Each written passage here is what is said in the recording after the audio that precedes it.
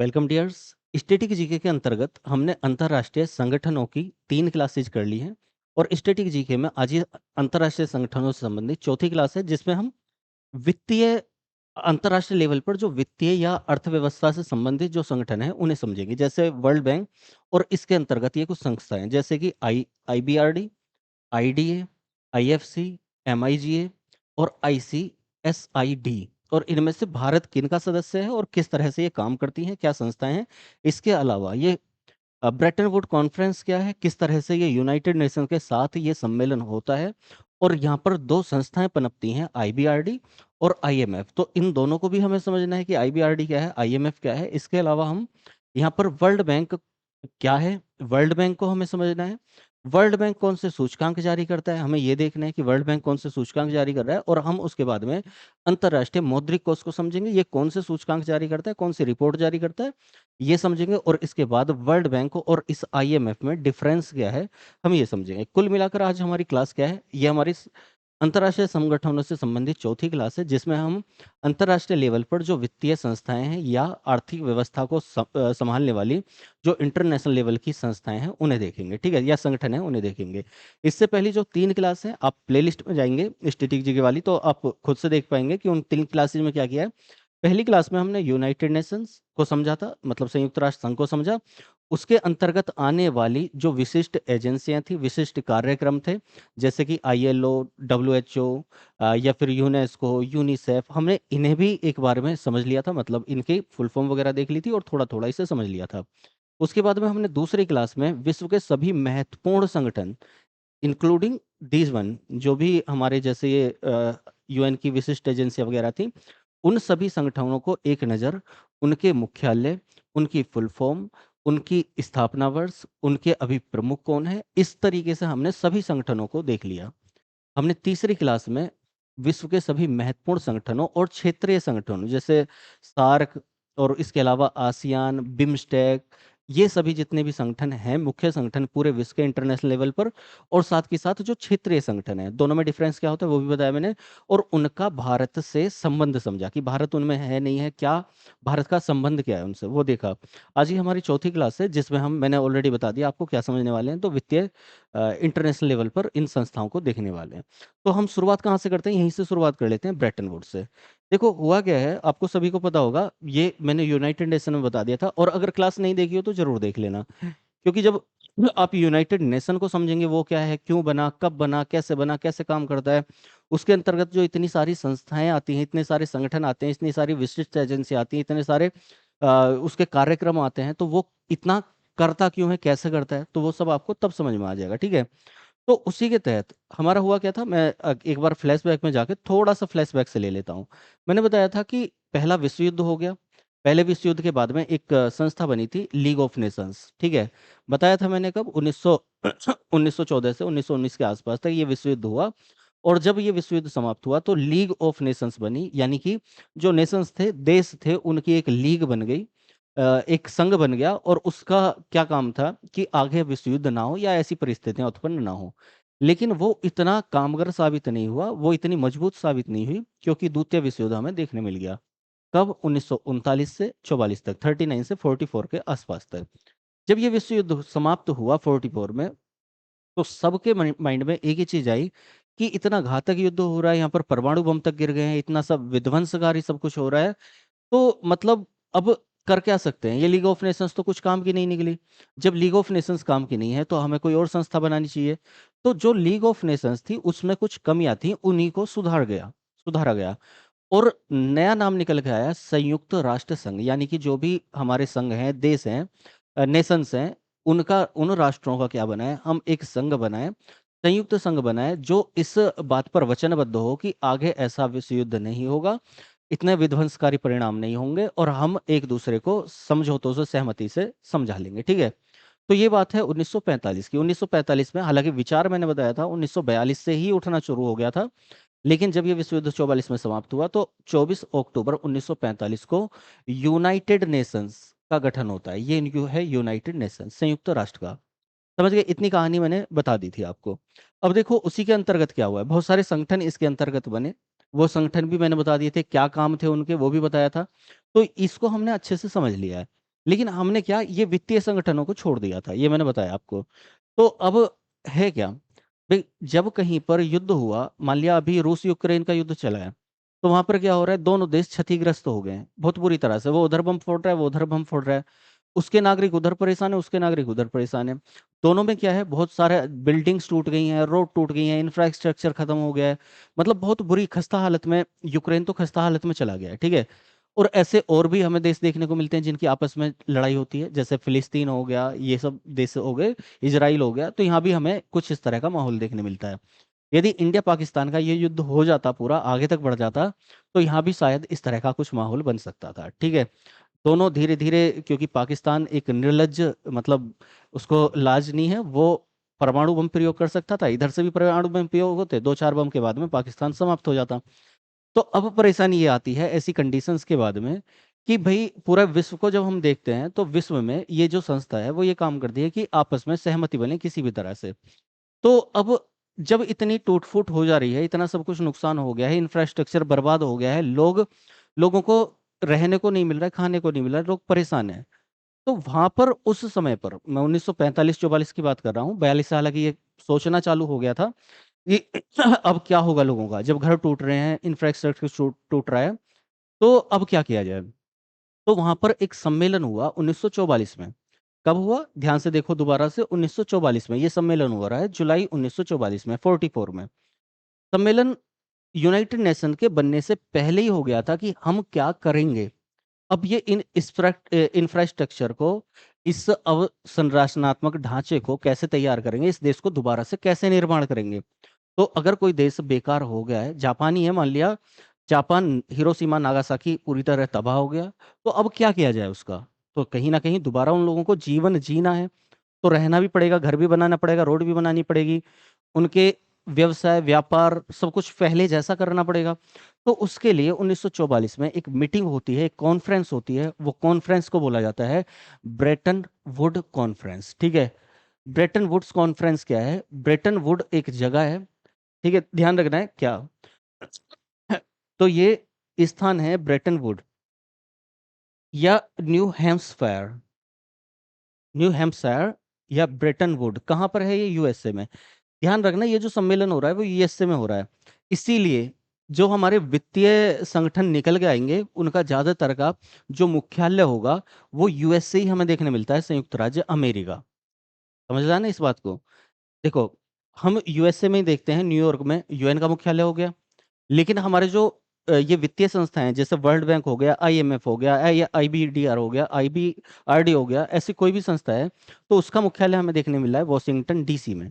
क्योंकि यूएसए में ही क्या हो रहा है, यूएसए में ये संघ हो रहा है, सम्मेलन हो रहा है, ये बैठक हो रही है, जिसमें सब लोग, सभी देशों के, मतलब जो जो देश वहां पर शामिल हो सकते थे, अभी बताऊंगा कितने देश थे ये, भारत सहित 44 देश इस सम्मेलन में सम्मिलित हुए, ठीक है। तो वो लोग वहां पर बैठे, और वहीं पर यूएसए में ही, अमेरिका में ही एक संस्था का गठन कर दिया। वो संस्था कौन सी है, कैसे, एक एक करके हम चलेंगे।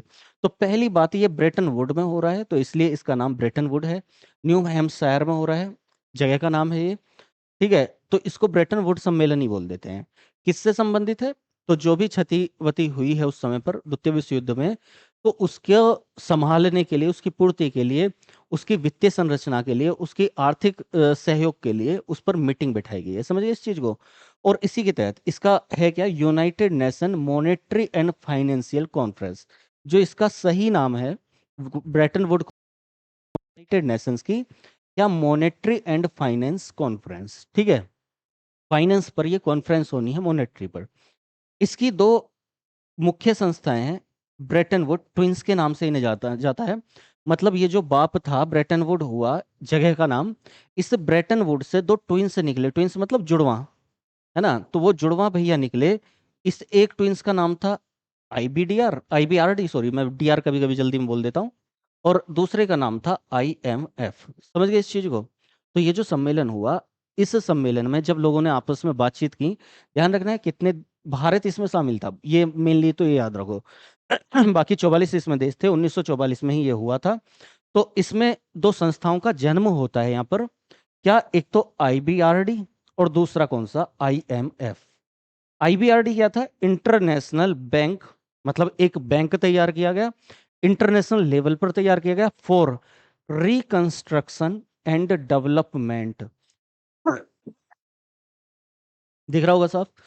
तो एक बैंक तैयार किया गया, इंटरनेशनल बैंक फॉर रिकंस्ट्रक्शन, मतलब कंस्ट्रक्शन मतलब जो हम निर्माण करते हैं किसी चीज का, तो वो विनिर्माण के लिए दोबारा से संरचना बनाई जा सके, कंस्ट्रक्शन दोबारा से चालू किया जा सके, और दोबारा से डेवलपमेंट किया जा सके जो देश क्षति पहुंच चुकी है जिन्हें। तो एक संगठन उसके लिए बना, एक संस्था IBRD, ध्यान रखना है क्या था ये, फुल फॉर्म जरूर याद रखनी है, इंटरनेशनल बैंक है, international bank for reconstruction and development. तो रिकंस्ट्रक्शन के लिए, डेवलपमेंट के लिए IBRD एक संस्था बन जाती है, और दूसरी बनती है IMF, इंटरनेशनल मॉनेटरी फंड। ठीक है, इंटरनेशनल मॉनेटरी फंड। अब ये क्या है, ये फंड प्रोवाइड करता है, फंड का मतलब पैसा। तो इंटरनेशनल लेवल पर मॉनेटरी का मतलब मुद्रा, तो मुद्रा या पैसा आपको देता है, फंड देता है अपने डेवलपमेंट के लिए। तो डेवलपमेंट के रिकंस्ट्रक्शन के काम सारे इसमें, मतलब फाइल वाइल जो भी कुछ होना होगा वो यहाँ होगा, और जो पैसा फंड वगैरह मिलेगा एक्स्ट्रा में वो यहाँ से मिलेगा। अब इसको समझाऊंगा एक एक करके, ठीक है। तो ये काम हो गया। तो ब्रेटन वुड में एक सम्मेलन हुआ 1944 में, 44 देश शामिल हुए, भारत भी उनमें शामिल था। जो द्वितीय विश्व युद्ध के बाद क्षतिवती हुई देशों में, तो उसके लिए एक संस्था बनाई, दो संस्थाएं बनाई गई, जिनको ब्रेटन वुड ट्विन के नाम से जाना गया। एक IBRD जो रिकंस्ट्रक्शन और डेवलपमेंट के लिए था, इंटरनेशनल बैंक, और दूसरा IMF जो मॉनेटरी फंड था, जो फंड प्रोवाइड करने वाला था। समझ गए इस चीज को। अब देखो, ये जो IBRD था, इसके साथ साथ अभी जो वर्तमान में हम देखते हैं, ऐसी ऐसी चार और संस्थाएं गठित कर दी गई, है ना। दोबारा समझ लो, ये जो IBRD था, इसके साथ साथ जो हमारा बैंक था इंटरनेशनल बैंक, वो यही है।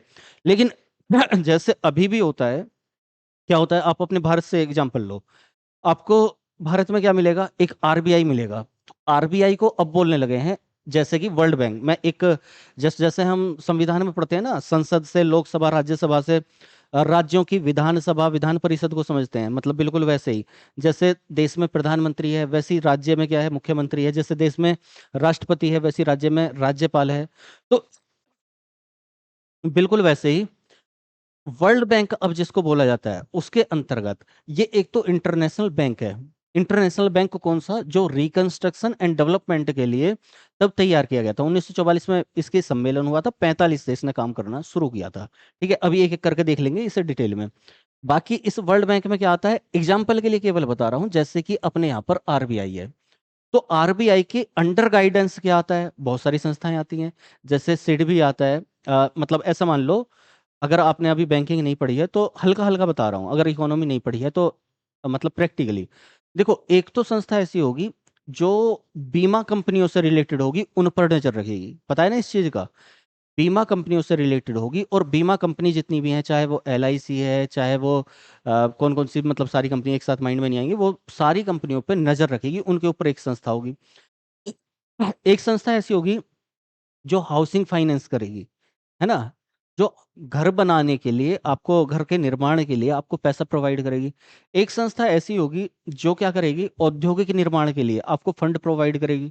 मतलब एक बैंक इस तरह के होंगे जो आपको, अगर आप कुछ बिजनेस करना चाह रहे हैं, फैक्ट्री लगाना चाह रहे हैं, तो उसके लिए पैसा देगी। एक नॉर्मल आपका बैंक होगा, जैसे कि SBI है, मान लिया ये इस तरह से, SBI है, PNB है, इस बैंक का तो नाम लिया ही लिया जाए तो बढ़िया है ना। और कौन सा हो सकता है, आपका इंडियन बैंक है, ओवरसीज बैंक है। एक संस्था वो होंगी, जो एक संस्था वो होगी जो क्या करेगी, जितना भी ग्रामीण क्षेत्र है उसमें काम करेगी, मतलब उसकी जो बैंकिंग व्यवस्था है उस पर काम करेगी।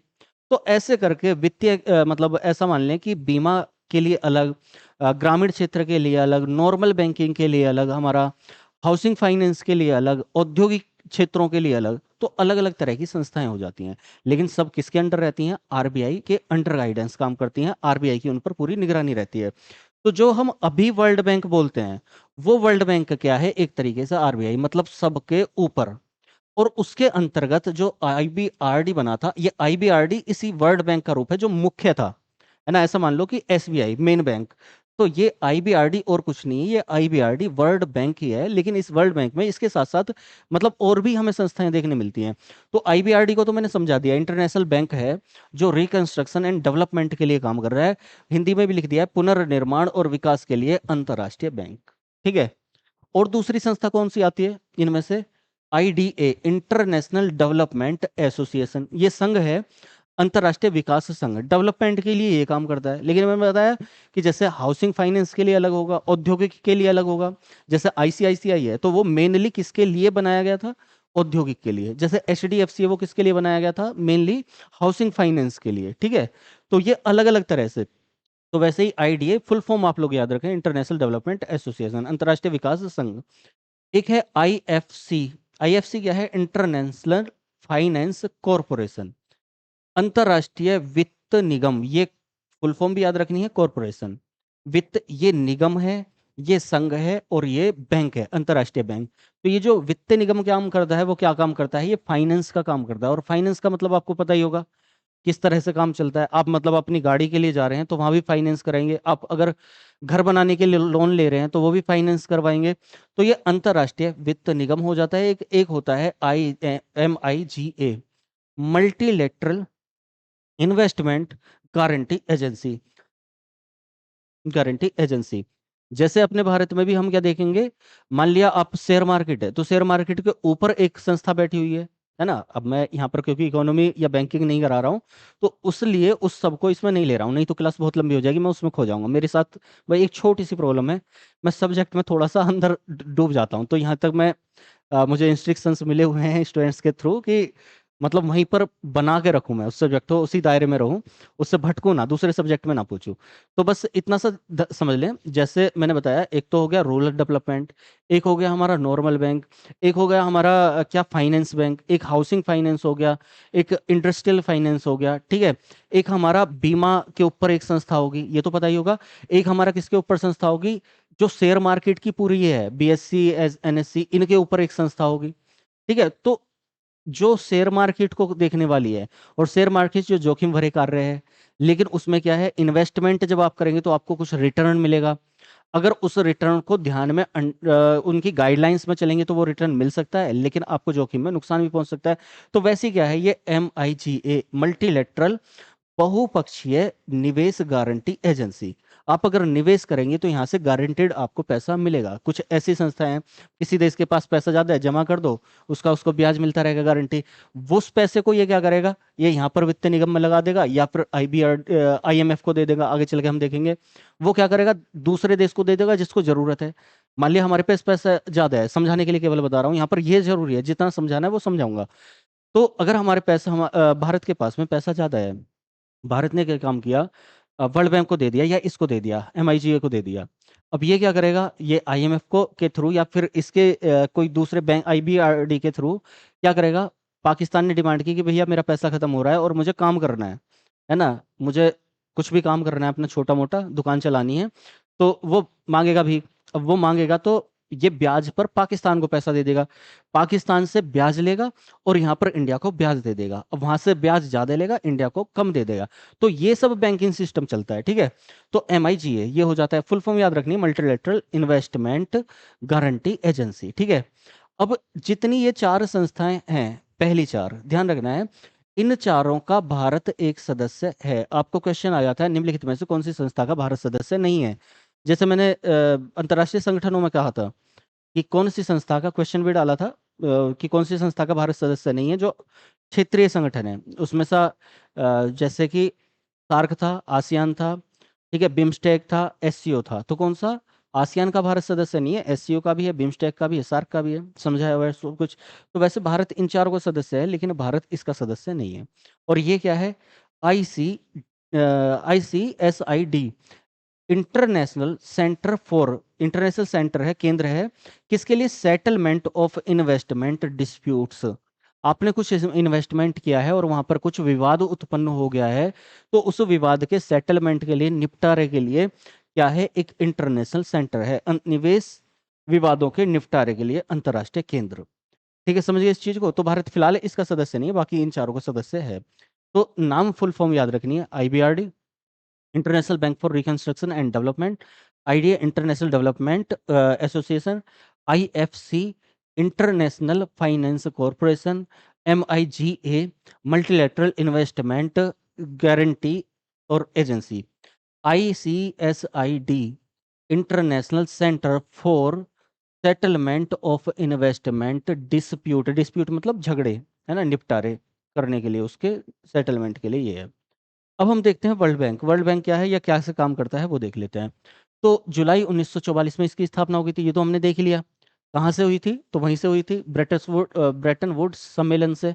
कहाँ पर हुआ था? ब्रेटन वुड में हुआ था, न्यू हेमिस्फीयर में। कहाँ पर है? यूएसए अमेरिका में है ना, सब कुछ बता रखा है। ये वॉशिंगटन डीसी इसका मुख्यालय है। ये मैंने बता दिया कि अमेरिका की वॉशिंगटन डीसी में हम इन वित्तीय संस्थाओं में से ज्यादातर का मुख्यालय देखते हैं। लेकिन खुद यूएनओ का मुख्यालय वॉशिंगटन डीसी में ना होकर क्या है, न्यूयॉर्क में है। ठीक है, इस चीज को ध्यान रखना है। यूएसए के वॉशिंगटन डीसी में इसका मुख्यालय, बहुत इंपॉर्टेंट है, ध्यान रखना है। 189 देश इसके टोटल सदस्य हैं जो आईबीआरडी के सदस्य हैं।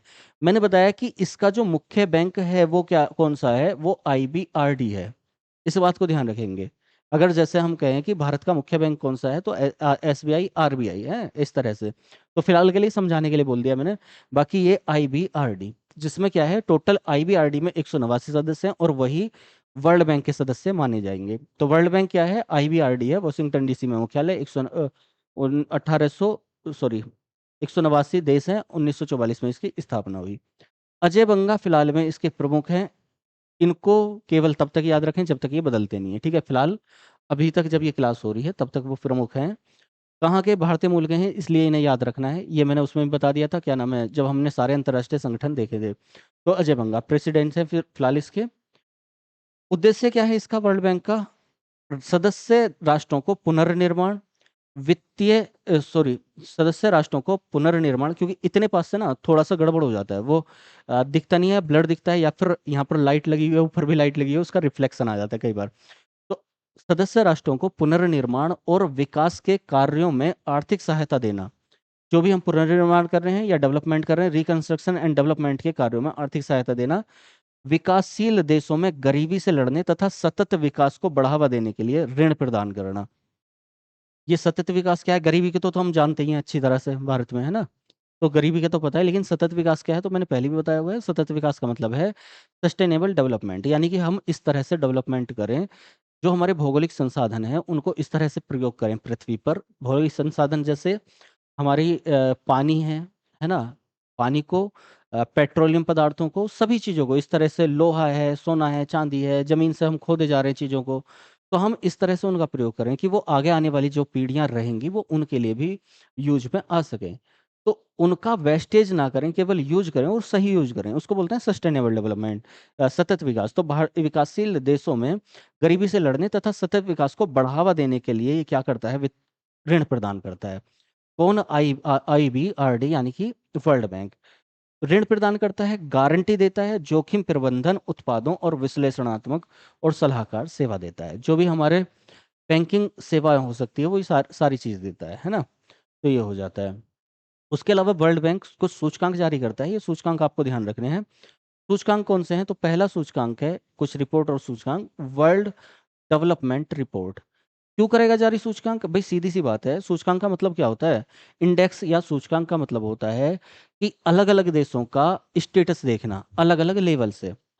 कौन से कौन से देश का जीडीपी ज्यादा है, कम है, कौन से देश में भुखमरी ज्यादा है, कौन से देश में गरीबी ज्यादा है, कौन से देश में पैसा ज्यादा है, कौन से देश सबसे बड़ी अर्थव्यवस्थाओं में है।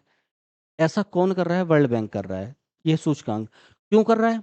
क्योंकि भाई सीधी सी बात है, अगर ये सूचकांक नहीं जारी करेगा, ये यही नहीं देखेगा कि वर्ल्ड के जो देश हैं वो देश किस पोजीशन में है, किस स्थिति में है, तो ये ऋण प्रदान कैसे करेगा? आप अगर बैंक में खाता खुलवाते हो और बैंक से लोन लेते हो, तो बैंक का क्या करता है? आपका पूरा वेरिफिकेशन करता है। आपका घर कहाँ पर है, आपकी जमीन कितनी है, आपका कारोबार क्या है, आपकी क्या सैलरी कितनी है, अगर जॉब करते हैं तो सारी चीजें देखता है ना। और फिर आपका लेवल सेट करके आपकी बैंक की ट्रांजेक्शन्स देख के कि आपने कितना पैसा आपके खाते में आया है, कितना गया है, आपका सिविल स्कोर देख के कि आपने किस तरह से अपने बैंकिंग को यूज किया है, उसके बिहाफ पर तब लोन दिया जाता है। इतनी सारी चीज देखने के बाद में, अब ये जब करोड़ों में पैसा देगा, वर्ल्ड बैंक ऋण देगा किसी को, तो पता चला भुक्कड़ जैसे पाकिस्तान को दे दिया और वो दिवालिया हो गया, उसके पास लौटाने के लिए पैसा ही नहीं है ना। तो कम से कम वो सूचकांक जारी करेगा, वो देखेगा कि ये किस लेवल पे आते हैं, अलग अलग स्तर से, अलग अलग स्तर, और वो स्तर क्या है, तो वो सूचकांक है वर्ल्ड डेवलपमेंट रिपोर्ट। यानी कि जो वर्ल्ड के कंट्रीज हैं, अलग अलग देश हैं, उनका डेवलपमेंट किस लेवल पर है। डेवलपमेंट से तात्पर्य क्या होता है, विकास किस स्तर पर जा रहा है, कितना है। और विकास को के लिए केवल इतना हिंट दे रहा हूं मैं, मतलब ये एग्जांपल दे रहा हूं, जैसे हम देखते हैं कुछ देश विकसित हैं जो ऑलरेडी डेवलप्ड हैं, और कुछ देश विकासशील हैं। उनमें भी ऐसे मान लो कि हमारे देश में भी कुछ उच्च वर्ग के लोग हैं, कुछ निम्न वर्ग के लोग हैं। उच्च वर्ग के लोग जिनके पास बहुत पैसा है ना, गाड़ी वाड़ी बंगला बंगला बहुत बढ़िया वाले हैं वो भी। निम्न वर्ग के लोग जिनके पास ऐसा कुछ नहीं है, जो कि मजदूर वर्ग है ना। और मध्यम वर्ग के लोग में भी कैटेगरी आती है, मध्यम उच्च मध्यम वर्ग, मध्यम प्रॉपर वर्ग और मध्यम निचला वर्ग, है ना। हम आप जो सामान्य लोग आते हैं, जो नौकरी वोकरी की तैयारी कर रहे हैं, या हम लोग पढ़ा रहे हैं, वो सब क्या है, हम मध्यम वर्ग के, मध्यम या निचले वर्ग में आते हैं। ठीक है, थोड़ा सा पैसा बढ़ जाएगा तो ये सब काम क्यों करेंगे, क्यों नौकरी करेंगे हम 40 50 60 हज़ार की, 1 लाख की, क्यों मैं पढ़ाऊंगा, है ना। तो वो सब काम हम, मतलब मध्यम वर्ग से ऊपर, अंबानी का बेटा क्यों वो सरकारी नौकरी करेगा, सीधी सी बात है ना। समझाने के लिए ये सब बता रहा हूँ, किसको मतलब दिल पे मत लेना। हम सब उसी कैटेगरी में हैं। तो हम ये अलग अलग लेवल पर वर्ल्ड के डेवलपमेंट, वर्ल्ड के देश किस लेवल पर हैं, उनका डेवलपमेंट का स्तर कैसा है, वो सूचकांक जारी करता है। इजी टू डूइंग बिजनेस, किसी ने लोन ले लिया, अब वो बिजनेस करने के लिए कितना इजी है, मतलब कितने सही तरीके से डूइंग बिजनेस, बिजनेस को कर पा रहा है। एक आदमी ऐसा है, उसका बिजनेस से माइंड चलता है, उसके पास पैसा नहीं है, लेकिन वो अगर उसको कहीं से पैसा मिल जाए तो वो पैसे से पैसा, पैसे से पैसा बना सकता है ना। और एक आदमी ऐसा है कि उसके पास पैसा खूब सारा है, मध्यम वर्ग की उच्च कैटेगरी का या उच्च वर्ग का है, और वो क्या है, बाप का पैसा उड़ाए जा रहा है, जबकि उस पैसे से वो पैसा बना सकता है बहुत अच्छा, लेकिन नहीं बना पा रहा है। कुछ ऐसे लोग हैं जो अच्छे लेवल से बिजनेस कर पा रहे हैं, मतलब शुरुआत अच्छी करी है और बढ़ते चले गए, बढ़ते चले गए। कुछ ऐसे हैं जिनका बिजनेस बहुत अच्छा था और वो डाउन होता चला गया, होता चला गया, है ना। कुछ कंडीशंस ऐसी होती हैं, वो इकोनॉमी का पार्ट है फिलहाल ये। तो ये बिजनेस करने के वो लिए वो कितना सक्षम है, कितना योग्य है, कितने आसान तरीके से कर सकता है। तो एक सूचकांक ये जारी कर दिया, ये याद रखने के लिए बता रहा हूँ कौन कौन से सूचकांक। तीसरा सूचकांक जारी करता है लॉजिस्टिक परफॉर्मेंस इंडेक्स, यानी कि उसकी परफॉर्मेंस कैसी है लॉजिस्टिक लेवल पर। ठीक, और चौथा इंडेक्स जारी करता है ग्लोबल इकोनॉमिक प्रोस्पेक्टस, यानी कि जो ग्लोबल वैश्विक इकोनॉमी है उसका प्रोस्पेक्टस, जो विश्व की अर्थव्यवस्था है, वो अर्थव्यवस्था किस तरह से चल रही है। आप देखोगे, उदाहरण के लिए बता देता हूँ, कुछ चीजें समझानी बहुत ज्यादा जरूरी होती हैं, उनके बिना मैं नहीं चल सकता, समझाए बिना थोड़ा सा तो घुसना पड़ेगा सब्जेक्ट में। मान लिया जीडीपी है, जीडीपी को कई बार हम देखेंगे, कई लोग बोलेंगे जीडीपी दर इतनी चल रही है हमारे भारत, जिसको पता भी नहीं होता जीडीपी होती क्या है, वो भी ये बोलेगा जीडीपी, हमारी जीडीपी गिर गई है, जीडीपी गिर गई, जीडीपी गिर गई, है ना। जिसको जीडीपी का अता पता नहीं है। जीडीपी का मतलब जो भी है, वो सब्जेक्ट में देखेंगे हम। फिलहाल जो भी हमारा ग्रोस डोमेस्टिक प्रोडक्ट, या फिर ऐसे मान लें कि जो भी हमारा पैसा हिंदुस्तान में बन रहा है, उस पैसे में कितनी वृद्धि हो रही है हर साल, मतलब पहले साल कुछ और था, उस अगले साल कुछ बढ़ गया, उसके अगले साल कुछ बढ़ गया, तो वो परसेंटेज में हर साल बढ़ता रहता है उसकी इनकम में। ऐसा मान लो फिलहाल के लिए, तो वो जो इनकम बढ़ रही है, वो हर साल किस दर से, किस रेट से बढ़ रही है, कितनी परसेंट बढ़ रही है, इसको हम फिलहाल के लिए जीडीपी बोल रहे हैं, है ना, फिलहाल। अब ये रेट जो है, कई बार हम देखते हैं कि मान लिया हमारी जीडीपी 7.5% है, और अगले साल हमारी जीडीपी होगी 6.5% या 6.75%, तो हम बोलेंगे जीडीपी तो हमारी बहुत डाउन चलेगी, 6% होगी, बहुत डाउन चलेगी। लेकिन कई ऐसी विकसित देश हैं, जैसे चीन हो गया, अमेरिका हो गया, कई देशों में ऐसा देखने मिलता है, कई यूरोप की कंट्रीज हैं, उनकी जीडीपी दर, जबकि हमारी कितनी 7 7.5 6.5% के आसपास रहती है अमूमन, जो अभी फिलहाल देखते हैं, लेकिन उनका जीडीपी रेट 2.5%, 3%, 3.5% ये रहता है। तो इसका मतलब तो वो तो बिल्कुल बेकार है। अरे जीडीपी का मतलब है हम कितना इंप्रूवमेंट कर रहे हैं अपनी इनकम में, है ना, कितनी तेजी से बढ़ा पा रहे हैं। अब सोचो, एक के पास पैसा इतना है तो उसका पैसा बढ़ कितना पाएगा। हम अगर ग्रोथ करेंगे तो ग्रोथ जिसके पास पैसा कम होगा उसी की तो ज्यादा ग्रोथ दिखेगी। जिसके पास पैसा बहुत ज्यादा है उसकी ग्रोथ परसेंटेज में वो कम हो जाएगी, उसको उसमें समझ लेना इकोनॉमी में। फिलहाल मैंने ये बताया है कि किस तरह से, तो इसका मतलब ये है अलग अलग लेवल पर अलग अलग इकोनॉमी चलती है। जो विकसित देश है उनमें अलग इकोनॉमी चलेगी, जो विकासशील है उनमें अलग इकोनॉमी चलेगी, अफ्रीकन कंट्रीज हैं जो पिछड़े हुए हैं उनमें अलग इकोनॉमी चलेगी। तो पूरे वर्ल्ड का ग्लोबल लेवल पर इकोनॉमी प्रोस्पेक्टस ये तैयार करता है कौन? World bank. तो चार सूचकांक बताए, world development index report, easy to doing सूचकांक, और ये लॉजिस्टिक परफॉर्मेंस इंडेक्स और ग्लोबल इकोनॉमिक्स प्रोस्पेक्टस। ये चार सूचकांक हो गए जो वर्ल्ड बैंक तैयार करता है। इसके अलावा आते हैं हम अंतर्राष्ट्रीय मौद्रिक कोष। ये क्या है? मौद्रिक कोष है, मुद्रा कोष है। मुद्रा कोष भी लिख देते हैं, मुर्दा कोष मत कर देना गलती से, मुर्दा मुर्दा कोष नहीं, मुद्रा कोष। मुद्रा मतलब पैसा, टका, है ना? तो ये, तो इंटरनेशनल मॉनेटरी फंड ये इसका लोगो है फिलहाल। तो यहाँ पर है क्या? संयुक्त राष्ट्र की एक वित्तीय एजेंसी है, संयुक्त राष्ट्र की एजेंसी है, ये हमें पता है, पहले भी पढ़ रखा है हमने। वॉशिंगटन डीसी में इसका मुख्यालय है, ये ब्रेक कोमा नहीं है, वॉशिंगटन डीसी में इसका मुख्यालय है अमेरिका में। इसके फिलहाल जो प्रबंधक महानिदेशक हैं वो कौन है? Kristalina Georgieva. फिलहाल के ये याद रखना है, जब बदल जाएंगे तो चेंज कर देना। Kristalina Georgieva. और जो इसकी उप प्रबंधक महानिदेशक हैं वो पहली बार बनी है, तो इसलिए इनको याद रखना, पहली बार बनी है। और इसलिए इनको याद रखना क्योंकि ये भारतीय मूल की हैं। गीता गोपीनाथ क्या है? चीफ इकोनॉमिस्ट है किसकी? आईएमएफ की। पूछा जाएगा आपको कि आईएमएफ की, अंतर्राष्ट्रीय मुद्रा कोष की चीफ इकोनॉमिस्ट, मुख्य अर्थशास्त्री कौन है? अर्थशास्त्री का काम क्या होता है? इकोनॉमी तैयार करवाना, बेहतर इकोनॉमी तैयार करवाना जिससे डेवलपमेंट हो सके। तो ये मुख्य अर्थशास्त्री हैं गीता गोपीनाथ, जो पहली बार बनी है उप प्रबंधक महानिदेशक, निदेशक। और क्रिस्टलिना जॉर्जिवा ये निदेशक होगी। स्थापना कब हुई थी? तो स्थापना तभी हुई थी 1944 में। किसके साथ में हुई थी? IBRD, यानी कि वर्ल्ड बैंक के साथ में IMF की स्थापना हुई थी। लेकिन ये काम कब से शुरू किया? 1945 से शुरू किया। ठीक है, ये हो जाता है दिसंबर 1945 से, जब हमारा ये संयुक्त राष्ट्र संघ बन गया था उसके बाद से। 190 देश हैं, जो 189 देश थे, 189 कंट्रीज थे। इसमें हमारे वर्ल्ड बैंक में, IBRD में, उसी के साथ में एक कंट्रीज और जो संयुक्त राष्ट्र से थोड़ा सा अलग है, तो वो कंट्रीज इसमें जुड़ा हुआ है। यहाँ पर मुद्रा, यानी कि जो करेंसी होती है, इसकी मुद्रा क्या है? देखो मुद्रा का मतलब क्या है, जिन लोगों को नहीं पता है बिल्कुल भी, उनके लिए बता देता हूँ। मुद्रा का मतलब होता है पैसा भी नहीं, रुपया। जैसे हम रुपया बोलते हैं ना, रुपया, कहीं पे अमेरिका में डॉलर, कहीं पे युआन, कहीं पे येन, है ना, कहीं पे सिंगाई डॉलर, कहीं पे यूरो। अलग अलग देश की अलग अलग मुद्राएं होती हैं। कुछ देशों की एक जैसी मुद्रा भी होती है ना, सीधी सी बात है। तो मुद्रा का मतलब है जिसमें आप किसी भी, मतलब अपनी वस्तु को दे सकते हो या ले सकते हो, खरीद सकते हो, बेच सकते हो, तो उसको क्या बोलते हैं? मुद्रा। मतलब उस टर्म्स को मुद्रा। तो ये क्या काम करता है? उस मुद्रा पर ही काम करता है। काम क्या होता है वो अभी देखेंगे। तो इसकी जो मुद्रा है वो क्या है? SDR। ध्यान रखना है, पूछा जाता है कि IMF की मुद्रा क्या है, तो इसकी मुद्रा क्या है? जैसे भारत की मुद्रा क्या है? रुपया, है ना? अमेरिका की मुद्रा क्या है? डॉलर। तो वैसे ही SDR, special drawing right, special drawing right, special drawing right. ठीक है, इसकी मुद्रा का नाम है SDR। और यहाँ पर इसको जो सामान्य रूप में बोला जाता है, पेपर गोल्ड बोला जाता है। पेपर गोल्ड क्या है? तो पेपर गोल्ड IMF की मुद्रा है जिसका वास्तविक नाम है स्पेशल ड्राइंग राइट, SDR। ठीक है, इसका उद्देश्य क्या है? मतलब IMF का वैश्विक मौद्रिक सहयोग को बढ़ावा देना।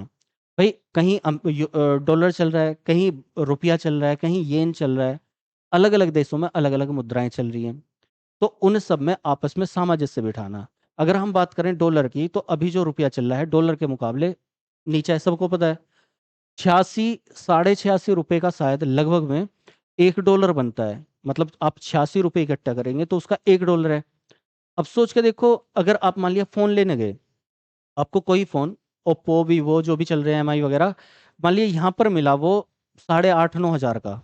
ठीक है, तो यहाँ पर 8,500-9,000 का मिल रहा है, अमेरिका में कितने का मिल जाएगा? मतलब रेट अलग अलग होंगे सबके, लेकिन मैं बोल रहा हूँ अमेरिकी डॉलर में कितने डॉलर खर्च करने पड़ेंगे? तो डॉलर खर्च करने पड़ेंगे उसको $1,000, है ना, सॉरी $100, गलत बोल गया मैं, $100, तभी तो वो 86-87 रुपये बनेगा। तो वहां वो निकाल के दे रहा है कितना? $100। और यहाँ पर आप जो दे रहे हैं 8,500-9,000 रुपये, अलग अलग चेंज हो गया। तो किस लिए हुआ? क्योंकि $1 जो है वो कितना है? वो 86.5, लगभग मैं बोल रहा हूँ, एग्जैक्टली नहीं, ये रुपए है। अब यहाँ पर अगर ये 86 आपको ऐसे करना पड़ेगा, तो यहाँ पर क्या हो जाएगा? ये, सॉरी, ये करना पड़ेगा, तो यहाँ पर $100 हो जाएगा। इसका मतलब ये जो आपस में सामंजस्य बिठाता है, जो पैसा आपको ऋण के रूप में वित्त उपलब्ध कराएगा अलग अलग करेंसीज में, अलग अलग मुद्रा के हिसाब से, वो कौन कराएगा? ये मौद्रिक कोष कराएगा, वर्ल्ड बैंक। और इसका काम अभी देखेंगे, अलग अलग अंतर समझ में आ जाएगा। फिलहाल वो भी ऋण उपलब्ध कराता है, ये भी उपलब्ध कराएगा, ये भी पैसे से संबंधित है, वो भी पैसे से संबंधित है, लेकिन बेसिकली इनमें डिफरेंस क्या है अगली स्लाइड में हम देख लेंगे। तो फिलहाल ये वैश्विक मौद्रिक सहयोग को बढ़ावा देता है, वित्तीय स्थिरता सुनिश्चित करता है और गरीबी को कम करने में सहायता करेगा। मतलब वही है, सीधा सीधा अंतर्राष्ट्रीय व्यापार और सतत आर्थिक विकास को प्रोत्साहन देता है। ये कुछ रिपोर्ट जारी करता है, ये भी कौन सी report? World economic outlook. World economic outlook ये जारी करता है कि वर्ल्ड की इकोनॉमी कैसी है, उसका आउटलुक। हमने अभी देखा था एक ग्लोबल इकोनॉमिक, है ना, तो वो अलग था, ये वर्ल्ड इकोनॉमिक आउटलुक है। ग्लोबल फाइनेंस सस्टेनेब सॉरी स्टेबिलिटी। तो फाइनेंस की स्टेबिलिटी कैसी है ग्लोबल लेवल पर? स्टेबिलिटी का मतलब है स्थिरता, वित्तीय स्थिरता। तो वित्तीय स्थिरता कैसी है ग्लोबल लेवल पर? ग्लोबल का मतलब वैश्विक, तो उसको ये जारी करता है। तो दो इंडेक्स हो गए कौन से? वर्ल्ड इकोनॉमिक आउटलुक, और दूसरा global financial sorry stability, sustainable development निकल रहा है बार बार मुझसे। अब देखो ये वर्ल्ड बैंक और इसमें डिफरेंस क्या है वो भी देख लेते हैं। तो इनमें डिफरेंस क्या है? तो वर्ल्ड बैंक ऋण उपलब्ध कराता है, लेकिन ये अधिक समय के लिए उपलब्ध कराता है। IBRD, इसका मतलब क्या है? IBRD की बात कर रहे हैं हम मुख्य रूप से, ठीक है। और ये जो ऋण IMF उपलब्ध कराता है, ये भी ऋण उपलब्ध कराता है, लेकिन ये थोड़ा सा कम टाइम के लिए उपलब्ध कराता है, कम समय के लिए उपलब्ध कराता है। इसके ऋण का मतलब होता है कि आप केवल जो आपकी मुद्रा है, जो भी अलग अलग देशों की मुद्रा है, उनमें आपस में बस जब तक ट्रांजिक्शन नहीं हो जाता, सही तरीका नहीं हो जाता, सही आप उसको पैसे को व्यवस्थित नहीं कर पाते, तो ये ऋण उपलब्ध करा देता है। आपस के इनके सेटलमेंट के थ्रू, है ना। नीति सुधार कार्यक्रमों और परियोजनाओं के लिए ऋण उपलब्ध कराता है। ये जो भी नीति सुधार होंगे, कार्यक्रम होंगे, ऐसी परियोजनाएं होंगी, उनके लिए केवल नीति सुधार कार्यक्रमों के लिए ऋण उपलब्ध कराएगा। ठीक। केवल विकासशील देशों के लिए ऋण उपलब्ध कराता है, केवल विकासशील देशों के लिए। निर्धन राष्ट्रों के साथ साथ धनी देशों को भी ऋण देता है भाई, क्योंकि अलग अलग करेंसी पूरे विश्व में है, तो सभी को पैसे की जरूरत तो सबको पड़ेगी। आप कितने भी बड़े व्यक्ति हैं, मैं कह रहा हूं, अगर अंबानी भी हैं, तो वो भी केवल अपने पैसे के बल पर नहीं, 51% उनका है सारे बिजनेस में, तो 49% जनता के, जिन्होंने उनके शेयर खरीद रखे हैं, उनका पैसा लगा हुआ है। और वो पैसा कैसा हुआ? एक तरीके से उधार का पैसा हुआ। उस पैसे से जितना भी उनको इनकम होती है, जितना भी बेनिफिट होता है, वो सभी में बराबर बांट देते हैं, अपना हिस्सा बचा के। तो इसका मतलब क्या है कि कोई भी है तो वहां सभी को पैसे की जरूरत पड़ती है, जितना हम आगे बढ़ते जाएंगे, इसीलिए तो लोन लेते हैं। जितने भी बड़े बिजनेसमैन देखोगे आप, सब लोन पे मिलेंगे। तो जितने भी बड़े राष्ट्र हैं वो भी लोन लेते हैं, भारत ने भी लोन लिए हुए हैं, भारत भी लोन चुकाता है ना। वो अलग बात है कि पाकिस्तान फुक्कड़ देश, मतलब मैं बार बार बोल लेता हूँ, उसको वो लोन लेकर चुका नहीं पाएगा, लेकिन जिनकी क्षमता है वो लोन लेते हैं।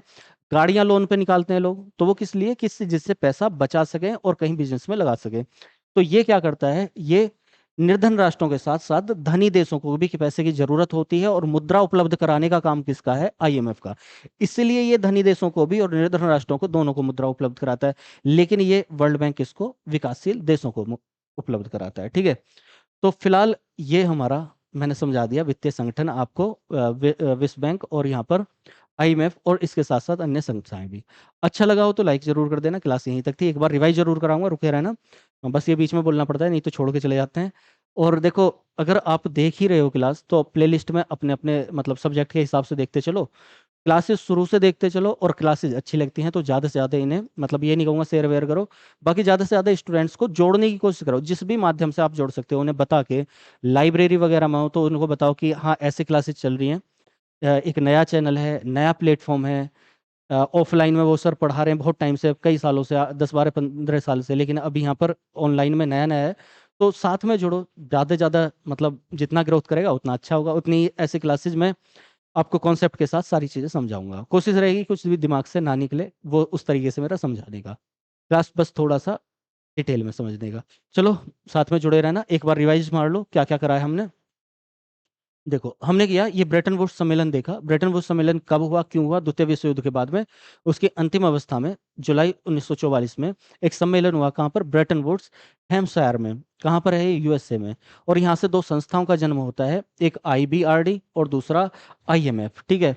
ये संस्थाओं का काम क्या था? तो जो हमारा रिकंस्ट्रक्शन का काम था, जो डेवलपमेंट का काम था, विकासशील देश जो तबाह हो चुके थे उनको दोबारा से स्थापित करने का, साथ के साथ जो पूरे विश्व के देश हैं उनको मुद्राओं की आपस में ट्रांजैक्शन करवाने का, और साथ के साथ उनको ऋण उपलब्ध कराने का उनकी मुद्रा में। ठीक है। आईएमएफ का। इसके अलावा हमने कुछ संस्थाएं देखी, आईबीआरडी, आईडीए, आईएफसी, एमआईजीए, भारत इनका सदस्य है। एक ICSID, ये संस्थाएं देखी। फुल फॉर्म हमने देख ली है, देख लेना कौन सी है। 1944 में विश्व बैंक की स्थापना हुई। यहाँ पर वॉशिंगटन डीसी मुख्यालय है। 109 देश हैं इसमें। प्रमुख हैं अजय बंगा। राष्ट्र देशों के निर्माण और विकास के लिए काम करता है। किस तरह से काम करता है? चार ये क्या सूचकांक जारी करता है या रिपोर्ट देता है? World development index, is of doing सूचकांक, ठीक है, is of doing business, logistic performance index, उसके अलावा ग्लोबल इकोनॉमिक प्रोस्पेक्टस। इकोनॉमिक के नाम से एक और सूचकांक जारी होता है जो होता है वर्ल्ड इकोनॉमिक आउटलुक। आउटलुक जारी करता है कौन? ये आईएमएफ। और ये प्रोस्पेक्टस जो जारी करता है वो कौन करता है? World bank. ठीक है। तो यहाँ पर हमने देखा वित्तीय एजेंसी कौन सी? आईएमएफ किसकी है? यूएन की ही है। ये तभी गठित हुआ था जब वर्ल्ड बैंक गठित हुआ। क्रिस्टलिनो जॉर्जिया ये और गीता गोपीनाथ इसके फिलहाल प्रमुख हैं। वॉशिंगटन डीसी मुख्यालय, 190 देश इसमें शामिल हैं। एसडीआर इसकी मुख्य करेंसी है जिसे पेपर गोल्ड भी बोला जाता है। उसके अलावा काम क्या करता है वो मैंने बता दिया। दोनों में डिफरेंस क्या है तो वो डिफरेंस भी थोड़ा थोड़ा मैंने बता दिया है। चलो तो मिलते हैं अगली क्लास में। फिलहाल के लिए इतना ही। धन्यवाद। जय हिंद।